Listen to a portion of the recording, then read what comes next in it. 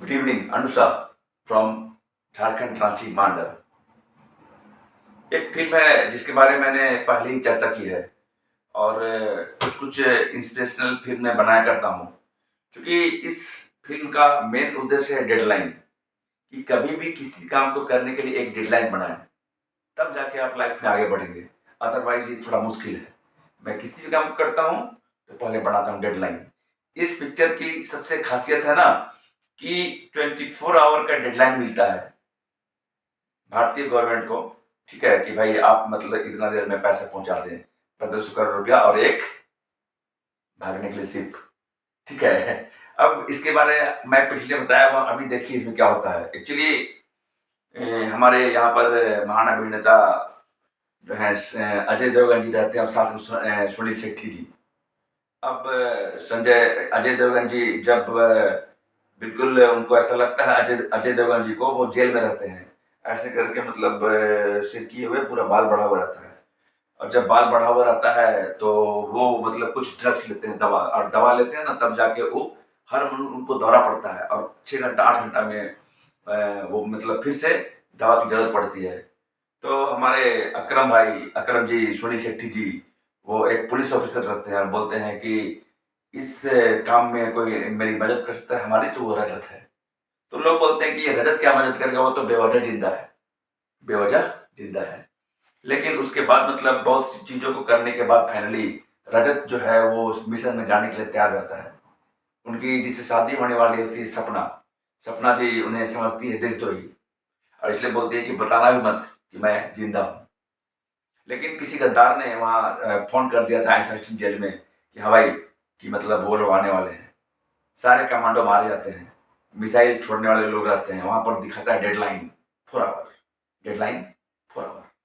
अब यहाँ पर होता क्या है कि जब सभी सैनिक मर जाते हैं तो 3 लोग बचते हैं, 2-3 लोग, और सिर्फ 2 बचते हैं, एक अजय देवगन जी और एक इंजीनियर जी।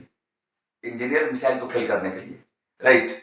लेकिन अचानक उनको एक दौरा पड़ता है, फिर ऐसे करके हम सोते रहते हैं, कांपते रहते हैं, ये इस तरह के कांपते रहते हैं ऐसे करके बाद। अब क्या है कि उसी वक्त कंट्रोल रूम में आती है उनकी जो मंगेतर है सपना, और जैसे करके सपना आई। अब सपना आने के बाद बोलती है कि रजत, मैं जिंदा हूँ, रजत मैं जिंदा हूँ, मैं जिंदा हूँ, मैं मरी नहीं हूँ। रजत, मैंने बहुत तुम्हें तड़पाया ना, मैं एक बार सिर्फ एक बार रजत आ जाओ, लौट के आ जाओ रजत, मैं हद से भी ज्यादा तुम्हें प्यार करूंगी, तुम आ जाओ रजत। और हाँ, उठो जाकर, उठो रजत, उठो, जागो, इस नींद से जागो रजत, और मिटा दो सबको, मिटा दो सबको जिन्होंने हमारे साथ नहीं, सिर्फ हमारे साथ नहीं, देश के साथ भी गद्दारी की है। अब धीरे धीरे अजय देवगन जी जागते हैं करके, ट्रांसमीटर की तरफ बढ़ते हैं, ट्रांसमीटर जो है, और जैसे ही ट्रांसमीटर की तरफ बढ़ते हैं वहां पर एक ब्लास्ट होता है, ट्रांसमीटर उड़ जाता है। अब उड़ जाता है तो तब फिर अजय देवगन जी उठते हैं पुराने फॉर्म में, इंजीनियर से पिस्टल लेते हैं और स्टार्ट करते हैं और आगे बढ़ते जाते हैं। जब वो आगे बढ़ते जाते हैं तो इंजीनियर जी काफी कुछ बोलते जाते हैं। जब काफी कुछ बोलते जाते हैं कि यहाँ देखो ऐसे करो वैसे करो और इसका मैप ये है वो है, तो वो सिर्फ शांत रहते हैं, शांति की ताकत।